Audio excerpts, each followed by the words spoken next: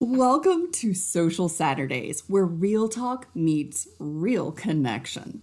Ready to unmask, reclaim your energy, and redefine love in D style? In this vibrant and deeply honest episode, I'm joined by the incredible duo Bontle Senne and Sara Louise Ackrill, co authors of the Indie Lovers Club.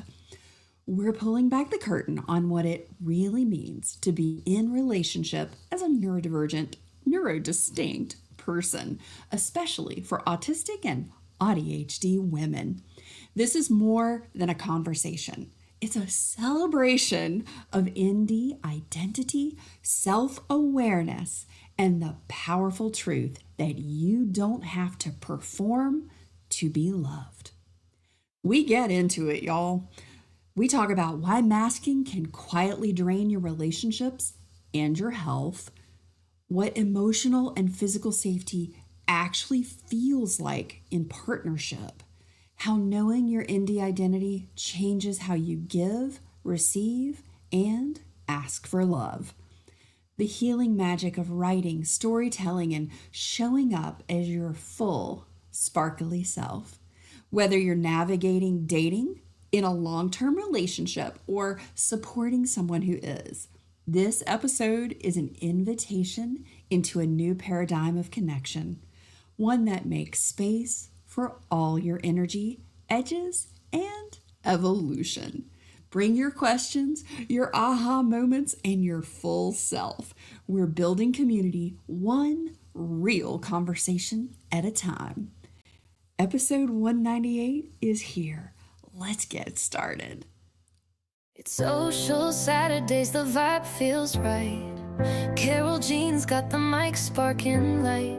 We're building bridges, hearts open wide, sharing stories where the real reside. Autistic women creating a space, community love, it's a warm embrace. Connection's the key to break through the haze. Together we shine in a world we amaze. Social Saturdays, living loud, breaking through the silence proud. With laughter and love we're all aligned, being ourselves in the truest. We are wild and free. Oh my gosh, this has just tickled me to pink, and I'm not kidding. I even wore pink because I'm tickled pink. Because this book is so dang good. It is so fun. I have laughed out loud. I kid you not. My husband looked at me the other night and he said, "What are you reading?" I was like, "The best book. These women are hilarious. This is good." And I'm like, from the Ford Fiesta to the everything in between, and Sarah's little sayings all throughout. I mean, y'all have written a book that is just really spectacular. I mean, it's not just information that we need to have and know. It is, you've made it really fun. And I just want to say thank you. Thank you. Wow. I know I gushed just a little bit. No, we're fine with it. We're fine with it. But as you will learn, when you get into my world, when you're my friend, and I am the ultimate cheerleader. I will always be shining a light on you. I will make sure I mention you in rooms you are not in, and I will talk about you in the way that really, really speaks to your soul. Thank you so much. Thank you. Sara and Bontle, please. Sara, why don't you go first? Because I know you were like, okay, who goes first wins. So I'm just going to call it out here for this first thing. What was the spark? What was the thing that just like lit you up? You got so excited that you said, I have to write this book. Well, your introduction sounds super positive, but I think that my motivation was I had a gutful of pain and frustration and confusion. And I was already writing about emotional pain, which doesn't sound very sexy. And Bontle was like, I want to write about relationships and stuff too. And I was kind of like, oh, is that what I was writing about? Okay, yeah, sure. And then I thought, actually, I think with this woman, this is going to actually happen. So I decided to write it with Bontle, and it became apparent that a book on relationships and connection was actually what needed to be written rather than a book on emotional pain. But I think I was so far in it myself that I didn't really have an overview of what the book needed to be. So she just added to that. So I'm curious, as you wrote the book, as you came to the end of it, was there a process of healing or restoration for you? There was a process of, oh my God, do we have to be real experts and have the actual answer? Because people are going to be coming to the book with questions, and are we valid? And there was that process. There was, what have I learned personally, and is that enough? Have we put enough in the book? There was all of that going through my head towards the end. Like, is this done? I think for me, I really did have a feeling of healing. And I think part of that was because I'd never spent a significant amount of time just talking about the most ridiculous stuff and actually talking about very personal stories, very intimate stories, with someone who understood my brain and could keep up with what I was saying and didn't find me overwhelming or too much, whatever. And it was really a healing process, even that part of it, to discover that actually not only in non-platonic relationships, but even in friendships, you can still find a place of belonging and safety. That's so huge. And all you listeners out there, you know that internal emotional safety and self-trust is the number one contributing factor to our optimum steady state and well-being. And number two is belongingness. That's such a powerful one. Bontle, I want to know what sparked this topic in this book for you. I think that anyone who reads the book will read all about the terrible year that I had, and it involved a lot of kind of abuse and pain and broken relationships. And at the end of that, I really decided that I could no longer continue to view love and sex as so intricately linked, because I was almost burnt out on love. I felt really unloved. I felt really unattractive. I just kind of didn't want to do any of that. And so I went on this really interesting journey of having lots and lots of sex, which was great because it showed me that there was still that aspect of fun in me, that I could still find joy in that my body was something that I owned and could make decisions about, that I didn't have to judge myself for that behavior because, like, I'm a grown-ass woman. I'm in my 30s. If I want to do that, I'm single. It's fine. So, you know, it was a really healing experience for me that I was going for. And after all that sex and meeting all those interesting people, I was like, I have a lot of stories now. I have a lot of things that I want to say about this now, because I hadn't read anything that was like our book, with autistic women or ADHD women who were sharing fun and talking about sex so openly. So that was a spark for me.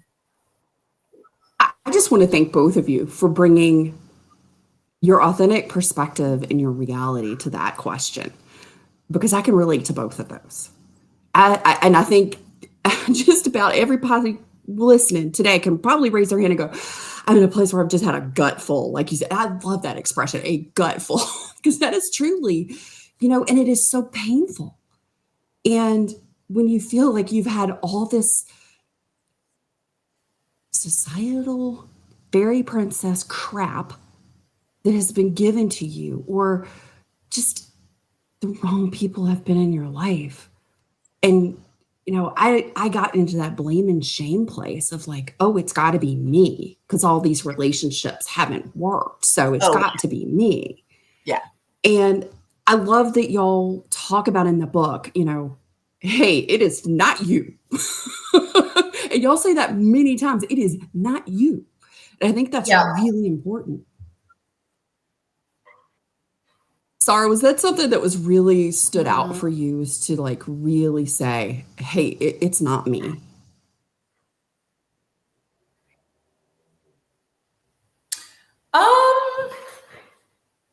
I'm not sure I thought I was kind of wrong or faulty. I think I just felt that I was trying to get the right combination on a lock that just wouldn't open. And it felt very inefficient as a system. I know that's a very autistic thing to say. I so get that. But I would say I felt more this is inefficient. Right. I felt that it was inefficient, and I still think it's an inefficient system, but I don't think I ever thought it was me. Having said that, something really big happened during the writing of our book, which is that I got to spend time with Bontle and we were friends before, but we got to deepen our relationship and our friendship. And she taught me a lot about relationship generally. But what I would say is I still think the whole dating thing is inefficient. There's no two ways about it. And I don't think anyone has solved that problem. But Bontle kind of showed me also that although I don't feel I thought I was faulty, I must have on some level, because I was masking so highly. So I don't think I thought I was faulty, but in some ways I must have somehow felt I was wrong and out of place in some way that I didn't actually pick up on by myself. Well, didn't you just segue into our next topic so beautifully? I love it. I love it when it all flows. I didn't mean to. But see, that's the genius right here. This is why this book is so good. I'm telling you, you have to go get this book as soon as, like, hit pause, go get the book right now, and then come back. So let's talk about masking and energy, because I love the way you lead the book out, because you've got Act 1, Act 2, Act 3, but you start with, let's just talk about what it is to be in D. And the two biggest things really that we hear all the time, masking and energy. So take it away, lovely individuals, would you? I think that actually the last thing that we hear about is about masking and energy. We hear a lot about our inefficiency, our insufficiency in terms of social skills. We hear that we're awkward. We hear, there are TV shows that are made just to make us look strange. All of that, I think, makes us have a very different view of what we're doing, because then we don't think we're masking. We think we're fitting in. We think we're taking feedback. We think this is personal development, right? And the energy that that's taking from us, because we've done that from such a young age, we don't even know that that energy is being expelled. And I always knew that I was masking. I called it like having a home self and a school self and a parent self. And so I just go into that mode for those people because that's what they needed of me. But I never really thought about what I needed of them and never made any demands of them, which I think is why the energy and the burnout happens. And then why also some of those burnouts, I don't know if that's your experience, but certainly mine has been that you do shed some friends in those time periods. And I think a lot of that is because you no longer have the energy to meet their needs without having any of your own met. And sometimes you don't even have energy to articulate what you need. So you just kind of need friends that are going to be like, okay, I'm giving you this. And when you lose that really sucks. Wow. That really hit. I've never heard Bontle say it that way before. And that really hit, because I'll be honest with you, when I was in the workplace, I work for myself now. I used to spend the weekends doing what I thought was personal development, but actually was unknotting everything that had confused me through the week so I could go through to the next week. That was how I spent the weekend. And that just really hit home that we think masking is personal development. Ouch. I mean, yeah, that call us all out, why don't you? Because that's just so accurate. I mean, I love that you saved yours for the weekend. I was doing it from every minute of every day, and my head would hit the pillow and it would like kick into overdrive. I was like, okay, what did I say? What kind of conversations? What did I do? What did I not do today? Yeah. And you don't even realize, oh man. Okay, that's going to be the quotable quote from this episode, I believe. Right. Right. She has a knack of doing that. She's a soundbite lady. I am a soundbite lady. And on that note, she's got this great story in the book. And I want you to save it. I don't want you to tell them because I want them to go get the book. You got to read what she says about a Ford Fiesta and a Tesla. It will change the way you think about everything. I mean, I wish I could claim full credit for that idea. It was adapted from something that I saw from a great influencer on TikTok, because obviously that's where I got most of my ADHD autistic knowledge in 2020 when I was trying to figure this out. But I think the thing for me, and the reason why I wanted to adapt it and make it a little bit kind of more juicy, was because it had like a heart-stopping moment for me, where I suddenly went, okay, clearly my lived experience has been so wildly different from everyone else's, and I just did not know. And I thought everyone else was struggling like I am, and they're not. Right? Yeah. That's one of those truly aware of your neurology moments. That hidden piece. That's where I say we have the identity crisis. Because who we thought we were all the way to this point is not who we actually were. Yeah. Sara, please bring your genius and goodness into this.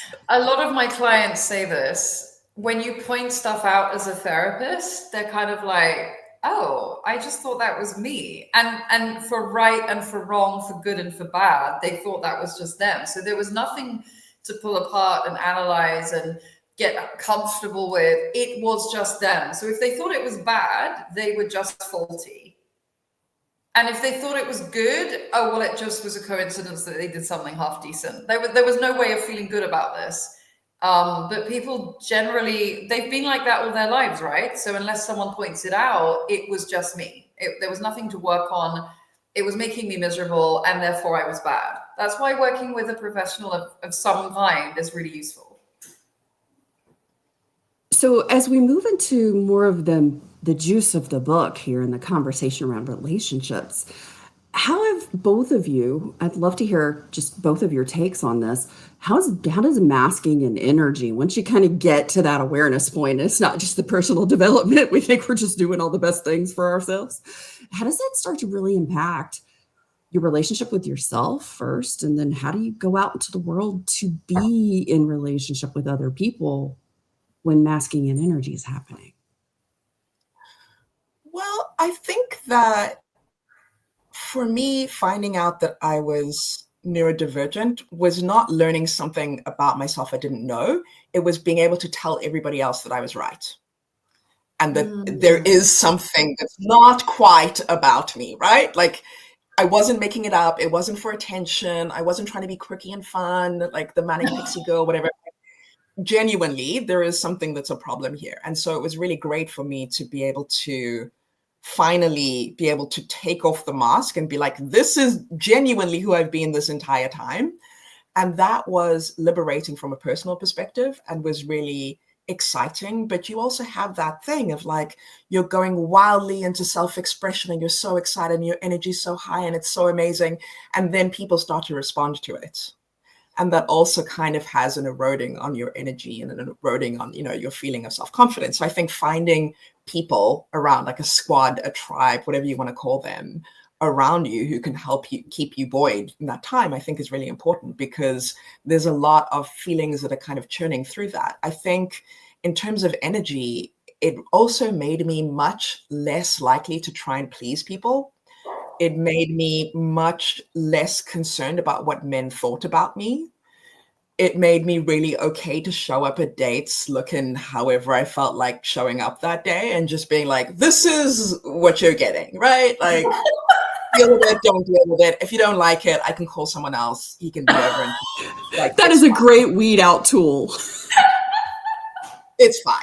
And that was fantastic, because all the energy that I expended trying to make them like me or be the perfect girlfriend or the perfect wife or the chill girl, the cool girl, all of that kind of went away. And I just went, I'm going to use this energy for like important stuff, right? Like for my job or like my dog, but not on this. My dog.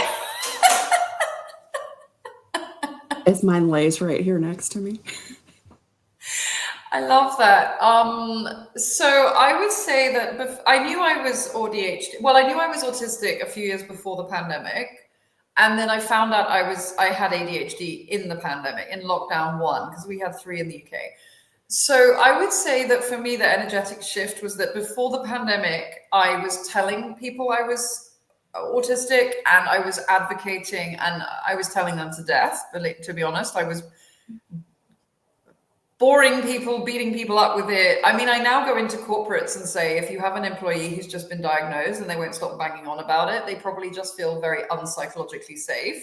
Also, and therefore, when they feel safe, they'll probably just shut up about it. So that is a sign something's not okay. So, I mean, compassion to me as well. But then in the pandemic, I could just be me. And I went from saying and telling to being. And then everyone just had to fit in around it. And you could see that people were visibly kind of like, there's been a shift here. Like there's a difference. And all it was I wasn't having to mask, and the world was quiet, like literally quieter. And I could just hyper focus and do everything I loved. And then I came out of the pandemic with a business and a new life. And it was weird. It was weird for me, trying to constantly prove to people I was the same person, because things had shifted dramatically for me. And I spent way too much time hoping the people who liked me previously would still like me now. But the energy shifted from telling and speaking and saying to just quietly being and inhabiting and enjoying and embodying. And that was a very different energy. Ladies, I don't know if you've heard of this book, but Dr. Allison Forgale has a book that I love to death, and it is now on that shelf with y'all's book, and it is called Likeable Badass. You two are likable badasses. This sounds like our kind of book. Yeah, it is. Go grab it. It's so stinking good.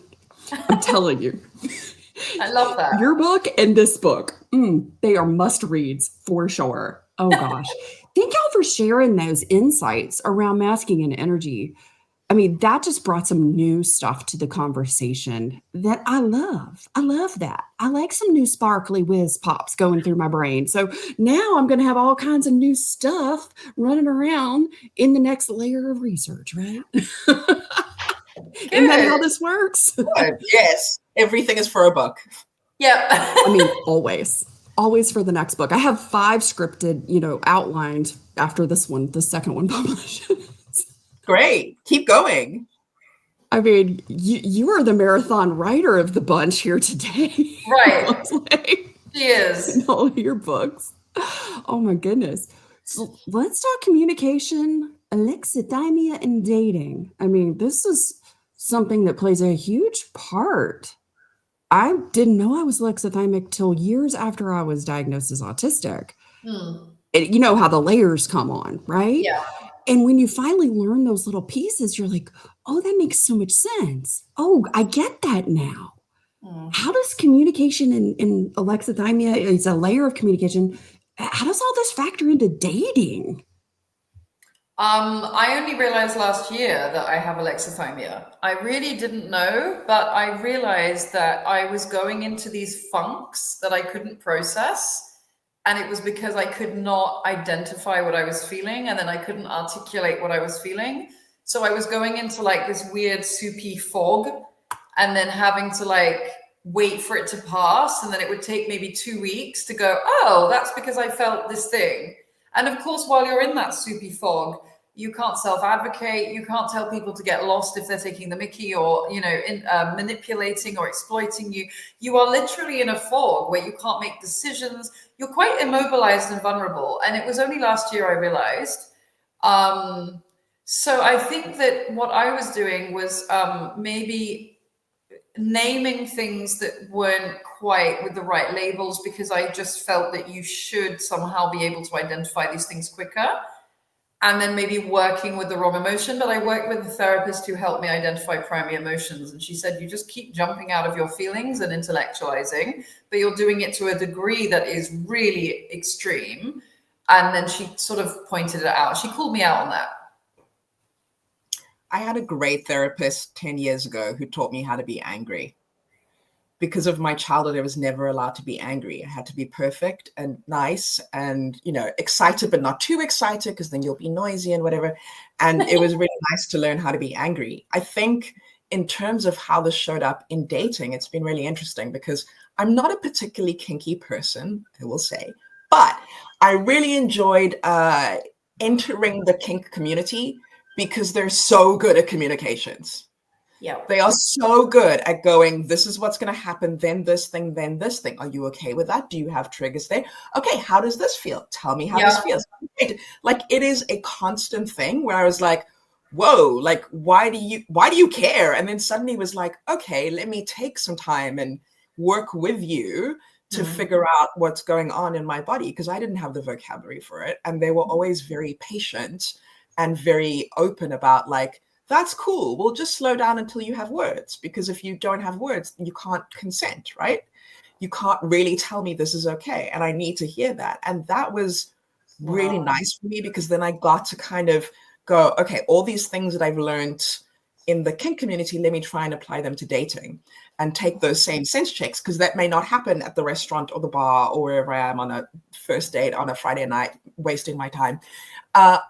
Honestly, it was really good having that experience, and also having those men's voice and some women voices in my head kind of going like, no, what are you really feeling? What's actually going on here? Use your words. If you're uncomfortable, you can leave. If you don't like it here, you can say that. And me being like, okay, there is safety in being able to articulate things, even if they're negative emotions. Yeah. I mean, my brain is going 900 miles an hour with all of the things that both of you just like downloaded here. This is what I love, these conversations right here. Yeah, all of that. And then all the stories that through our life we've told ourselves about what we know and don't know about our own feelings and emotions, how we process them, how we articulate them or conceptualize them to ourselves. And then how do we communicate those to other people? And what's the safety factor for me to communicate that to you? And I don't know about y'all, but growing up, I got a lot of messaging of like, you can't possibly be feeling that dress can't itch that bad. Your sister's wearing the same dress and she's fine. You know, that can't hurt you that bad. Why are you crying? What, you just wear your heart on your sleeve, sweetheart. You're so tender-hearted. Suck it up, buttercup. You're not bleeding. It's not that bad. You know, all of those things. And so then I was like, well, maybe what I'm experiencing is wrong. Maybe I can't even trust my own feelings or how I'm expressing things because I'm told it's too much. I got to tone it down. And, you know, things that we learn in late identified life, like, oh gosh, I've actually experienced trauma. I thought it had to be, you know, war grade type experience, big T's. And you look back and you're like, okay, so that and what I now believe and my body not feeling safe and all of those things, I went into dating watching all my sorority sisters in college going, okay, that's how I'm supposed to date. Totally clueless. This is like what we say in the South, bless my heart. Bless my heart. I was showing up the best I could. I was trying to mimic and imitate everybody. Yeah. And this boy got the version of me that wasn't me. And I probably didn't even like him. I remember going on a date for a football game at LSU. And this guy I got set up with went out. And I mean to tell you, you know, y'all, we get the vibe. I got the vibe when he picked me up and I still went. And it was the worst date I think I've ever had. It was horrible, horrible. Oh my gosh. And then he asked me out again. So, you know, all of that stuff. I mean, in fairness, he probably had a great time. Right. That's one of the strangest things I think about. I mean, I have no idea if this applies to other people, but certainly in my experience of being ADHD, I can go on dates, and because I'm so good at masking, I make such a good date. Like, I'm funny and approachable, and I don't say too much, and like I ask appropriate questions. And so sometimes I have a good time, and I have to go, did I have a good time because I'm awesome or because they are? Like, was I laughing at my own jokes? Or did they make jokes? And I genuinely have to like figure out who actually caused this, right? So it's very easy for me to imagine that like You had a terrible time. And he was just like, what a woman. That's one to take home. Girlfriend, that is so authentically legit right there.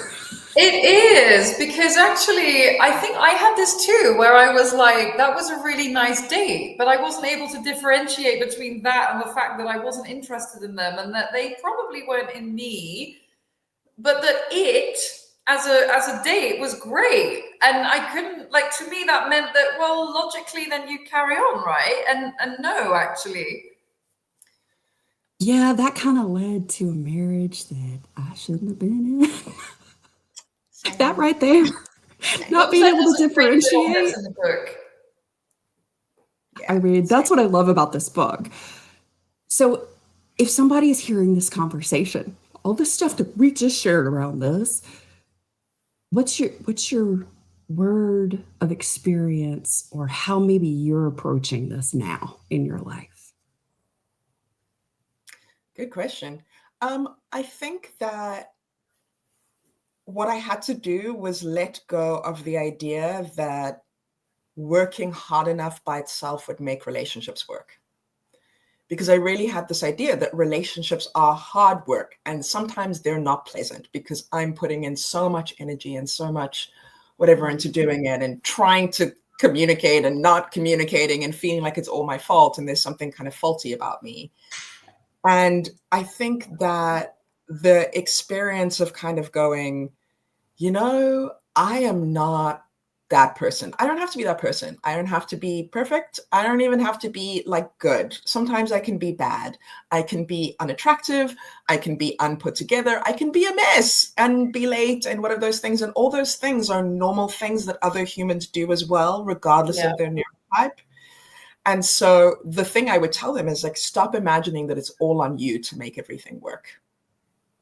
Because other people are also there. They also have agency. They can make the experience better for you. That's in their gift. They can accept you as you are. Also something that they're perfectly capable of doing.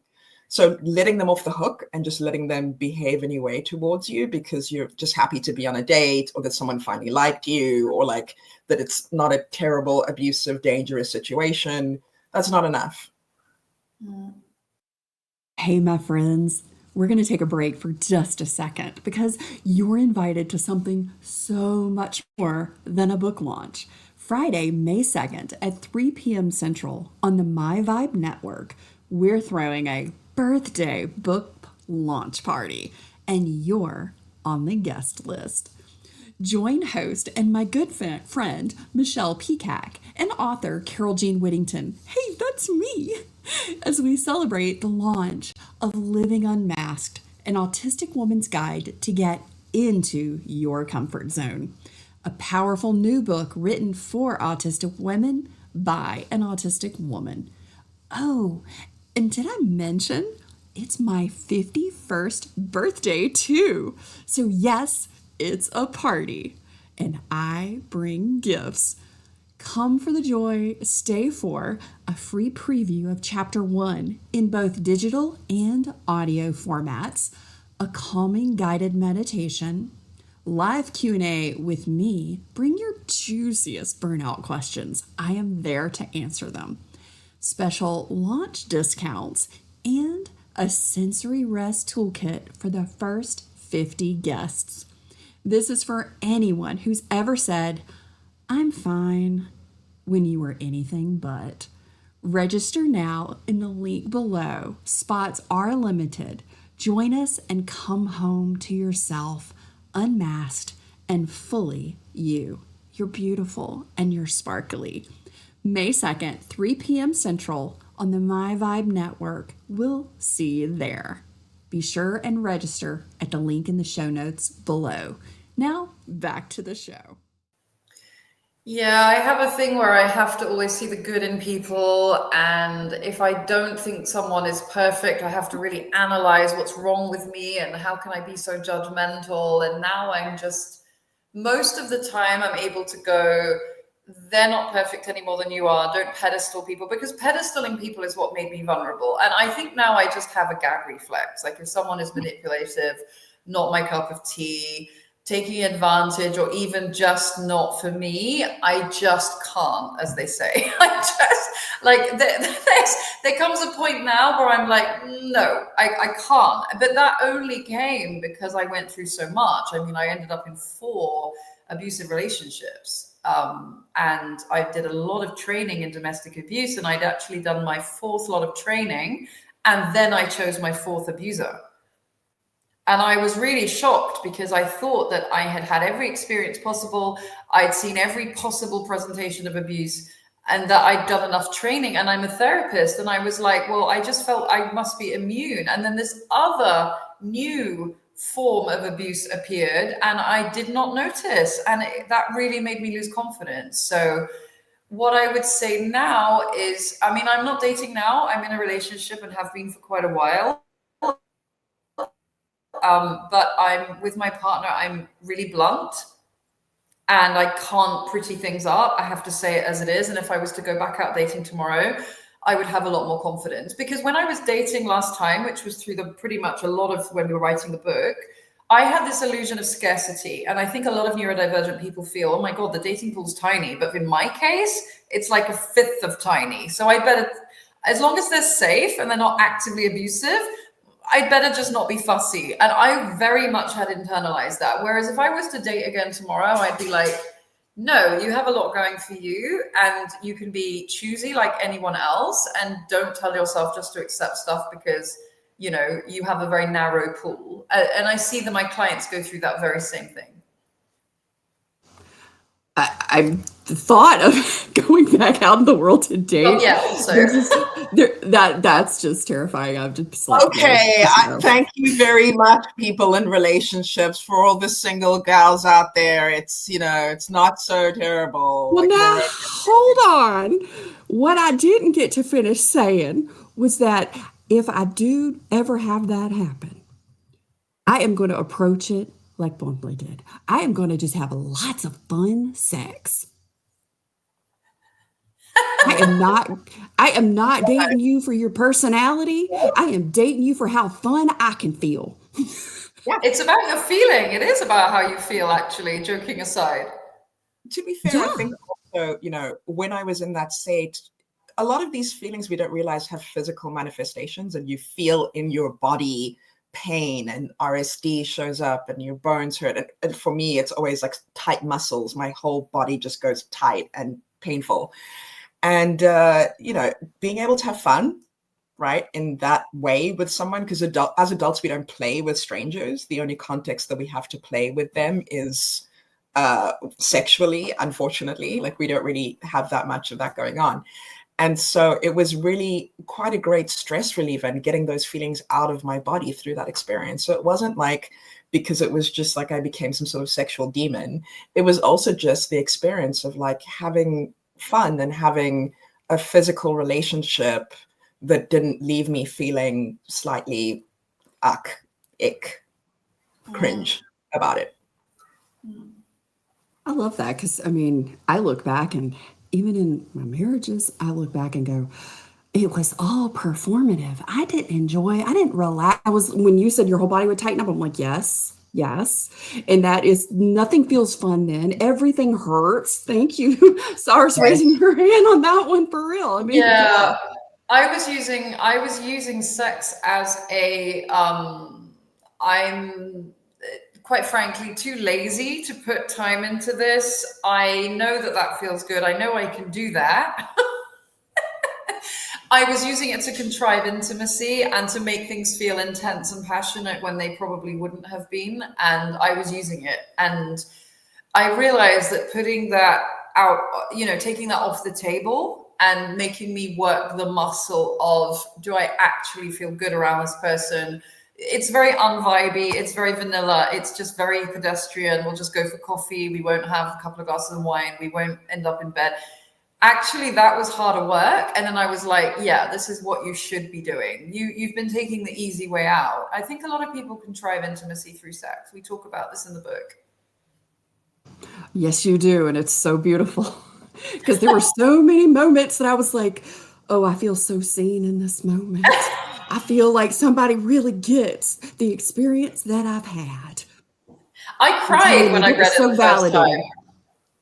Well, so did I. I told you I laughed. I cried. Oh, well, I'm And glad you all of laughed the too. in-betweens. But it was like this cathartic, healing cry. Yeah. There were several places in the book that I had that experience, and I want to thank you both for that. There's so much that we don't realize.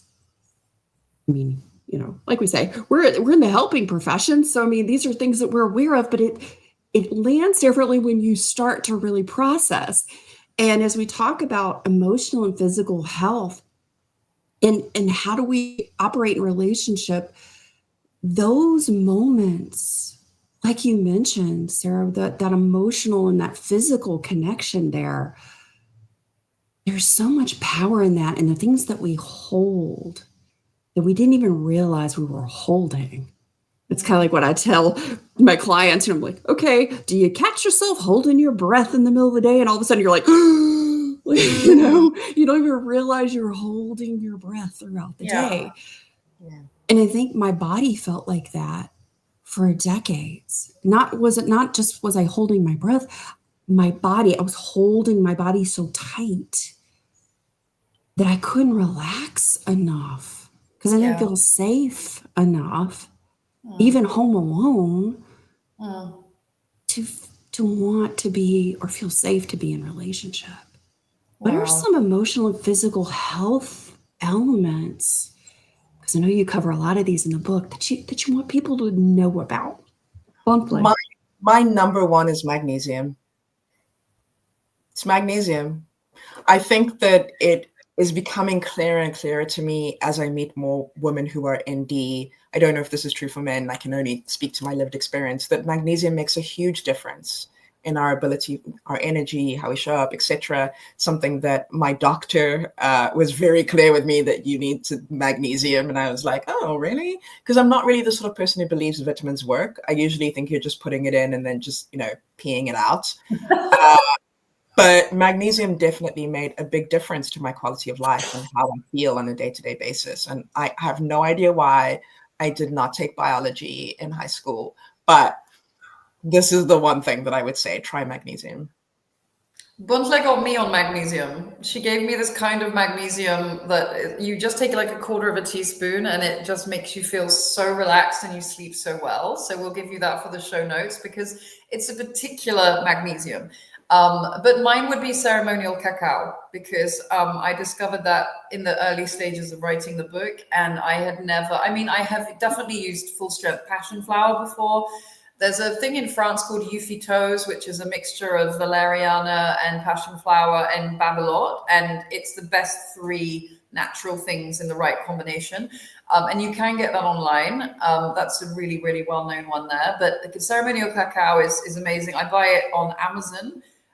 Which you wouldn't imagine you would get from Amazon. But honestly, it's so impressive. I just have 2 little cups and it really helps me because I'm a proper anxiety bunny. And I think a lot of autistic people, 80% of us have mental health issues, and anxiety is a big one for us, especially around psychological safety. But it's completely natural, but it makes Bontle sick, so it's not for everyone. So ill. It makes me violently ill. Like 2 sips of it one time, and I was like, I'm never doing this again, right? Yeah. But what I will say is how Sara feels about the cacao is how I feel about discovering Pilates. And it's not because it's Pilates, it's because I discovered some movement and some form of movement that I can do consistently without having to bully myself or bribe myself into doing it. And so I think if you can find any form of movement, right? It's not about exercise or losing any, that's not the point. The point is when you move, you get to stimulate your body, you get to activate your nervous system in a different way. And I think that's really something that we underrate, right? Because we make exercise a very performative thing, like you're exercising to look like this, rather than you're exercising because you have a body and it needs to feel healthy. And one of the easiest, cheapest ways is go for a walk, right? It's amazing what moving my body in ways that felt good to me, that really helped with my vestibular, my balance, and also help reduce anxiety. Like just the rhythm and the flow of certain types of exercise completely changed my nervous system. It rewired so many things. And, we're talking about magnesium. I've got magnesium salt right here and I also have the spray that I put on the bottom of my feet at night. I am all onto the supplements of things. I mean, I am slicked up, slab from head to toe when I go to bed at night. D3 to estrogen cream and good for you. Why not? I mean, why not? It is so funny when you said you were the anxiety bunny. We have like these spirit animals. Well, I was doing a meditation not too long ago, and my spirit animal came in, and it was the bunny. And my husband, without knowing that this had happened, a few days later said, Carol Jane, you run on Rabbit software, right? And I was like, wait a minute, what? Rabbit software. Rabbit software. And then I love this man's brain. He proceeded to tick off all the elements that were absolutely speaking to my Rabbit software. My sensitive startle response, all of the things. And I was like, you are so right. And let me tell you what happened the other day. And he was like, well, I'll be damned. There we go. We just never know, right? I know that you've got I want to know what's next. What do we do from here? Is it unmasking intentionally, reconnecting with our body, learning to regulate our nervous system? How do we begin to do those things so that we can set up a relationship structure that works for us? I think it's about sticking with how we feel and not intellectualizing. So I don't like being told I'm an overthinker, which I probably am, but it really winds me up. It's not an expression I appreciate. I feel like it's very gaslighty and very minimalizing. But I do feel that staying in touch with my feelings and sitting with my discomfort at unpleasant feelings has really gone some way in improving all of my relationships. So yeah, I would say I've got this thing now where I think to myself, overthinking is actually underfeeling. So rather than gaslight myself, I'm like, what are you feeling? Try and name your primary emotion and sit with it. And if it's uncomfortable, then just take some time, but don't start creating a plan to avoid the feeling and then getting yourself into all sorts of disconnected trouble. In the book that I'm working on as my next book, I talk about this idea that in the stories of our lives, we are unreliable narrators. Because there's so many of these things that we do not have full awareness of about ourselves. So we don't even know we're lying about ourselves. And that becomes really difficult when other people have opinions they're piling onto that. And so I think that I tell people who I coach to ask themselves two questions. One, is it true? And two, so what? Yeah. Because if you're having feelings about anything, right? You're going, if I don't mask on this date, if I don't put on high heels, if I don't smile to him, he's never going to like me, right? Like if you stopped and went like, is that true? You'd be like, well, actually I could do all of that and he could still ghost me, right? Someone ghosted Taylor Swift. It is possible to do all of the things to all of the people and still not be for that one person. It's fine, right? And then the second thing is like, so what? Like, what's going to happen then? Yeah, okay, he doesn't like me. And then I go back to the app and find another man and have a date tomorrow. Like, that's right. Women, for whatever reason, I think that there's always this thing. Someone once told me that women are always celibate by choice. And men usually aren't. Because actually, if women were able to just lower their standards to absolutely the floor, maybe even the basement, you could throw a rock and hit a man who would want to be with you. Right? It is possible. So it is, really important that you don't have the scarcity mindset and that you can take yourself through like this, like, okay, if they don't like me, so what? Right? I could just go and find someone else. Like, it won't break me. It won't destroy me. I've survived this in the past. Other people have survived this. It's okay. Right? And so if you can always ask yourself, is it true? And so what? I think you can always get back into your body and get into like, okay, this isn't that bad. Yeah, I think that's really helpful. For a long time, my goal was to get another date, but it didn't seem to matter. Like, not getting another date with that person would be failure, but what if I didn't want one? Was that, and in my head, that was still failure. I was performing. It was like I was an exam and I was performing to win the prize of another date. But that is not what dating is. The more people who reject you, the better, because then you go and find the right one. So that was something I really had. My goal was all wrong. And also, if I look back at who I was when I was dating, if I was to watch a video of myself, what was I really offering? I was basically putting out there that I was really happy on my own. So I could see why people were like, well, how is this going to work? Because you don't really have much time. You don't really need someone. And I do think that is an issue. I mean, to be honest with you, my partner and I see each other once or twice a week. And a lot of people would struggle with that. And they are ADHD too. But that actually was a difficulty that I had. But then I did decide that I was only going to date ND people, because personally, I'm not saying it's right for everyone, but I personally now, I think I would not date a neurotypical person now. I'm with you.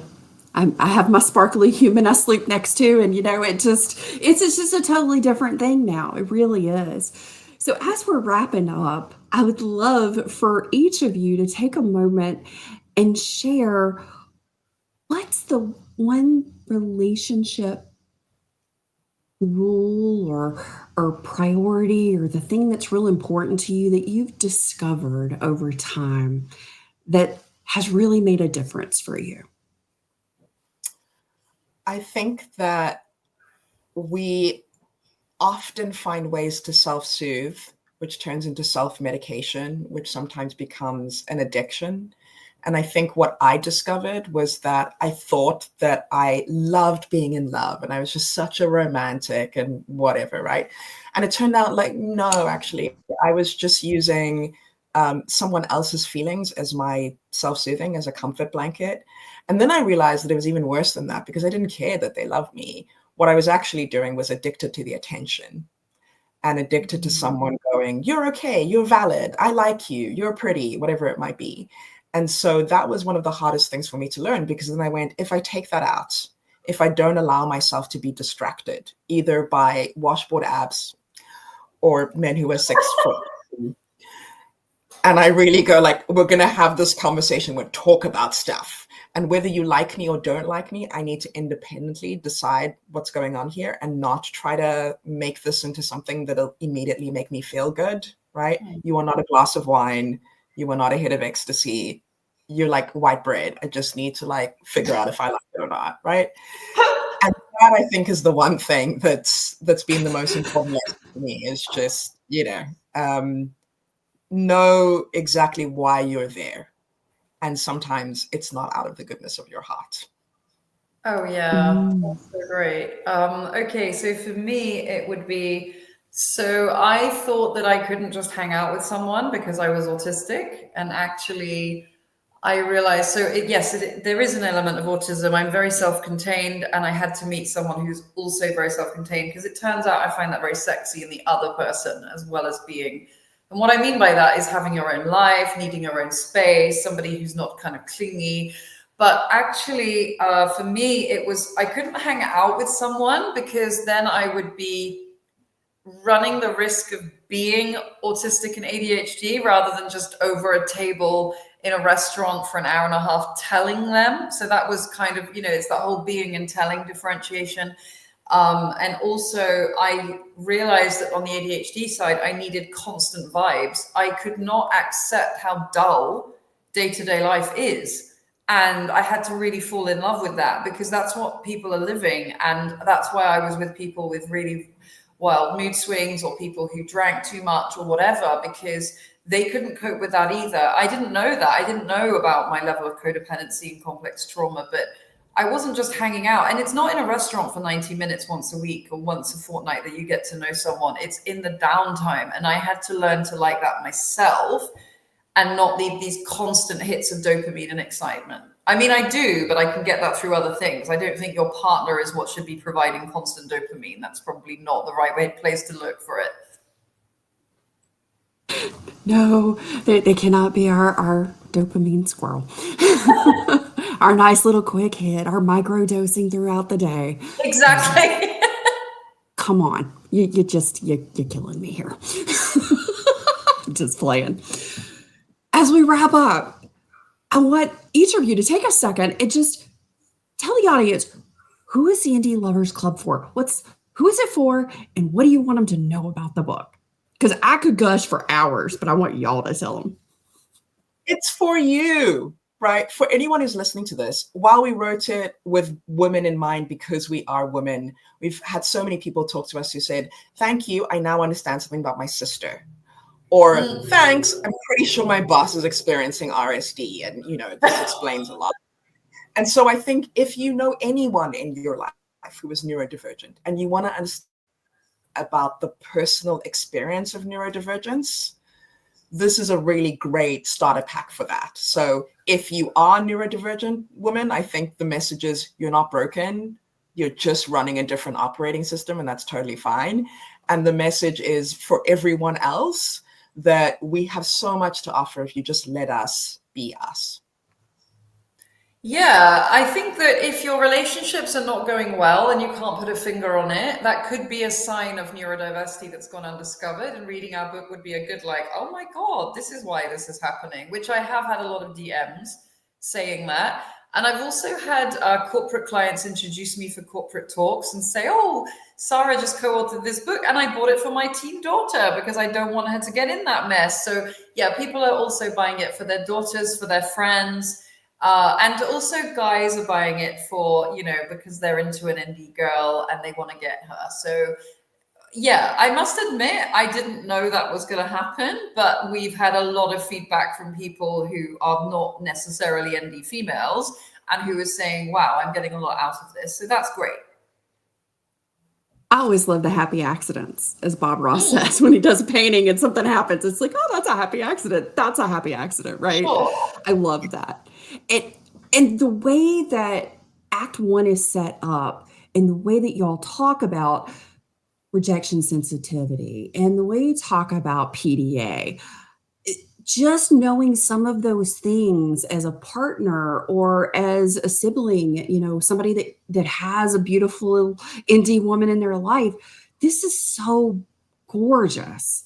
Not to mention all the acts that take you all the way through every element from dating to relationships to sex and getting into the comfortable, right? All of those things. Y'all did a phenomenal job of really putting together the topics that I think as my brain was going through each section and as I was reading, I was just felt fulfilled. I don't feel like there was anything that was missed or left out of this book. I felt fulfilled. That's my favorite review yet. Yeah. And to be fair, that's what we hoped would happen. Like in our deepest hope, we did. And I love meeting indie women who talk about it because it hits different when you are an indie woman, right? It feels as though this one really gets to the stuff that makes you go, ooh, I'm so triggered. And it's in a good way. Yeah.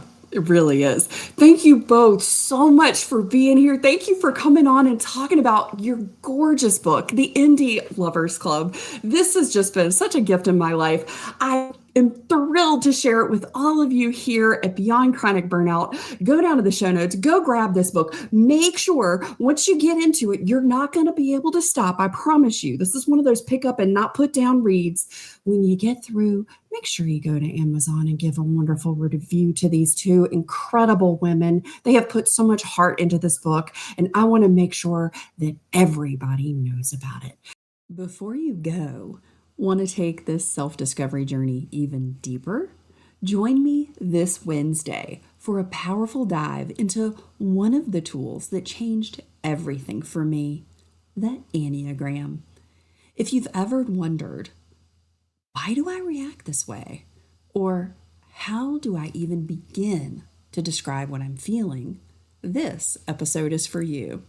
We'll explore how the Enneagram helped me navigate alexithymia, unmask my motivations, and finally feel seen.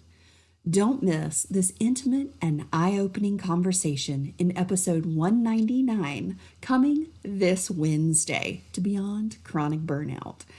And I can't wait to see you at my birthday book launch on Friday, May 2nd. Register at the link in the show notes so you get all the goodies and gifts I have just for you, my friend. Let's continue unmasking who we truly are together.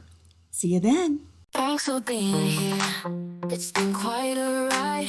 Energy mastery, let's turn the tide. Top shelf guests, dropping wisdom bombs. Join us next week where the energy's strong. Beyond chronic.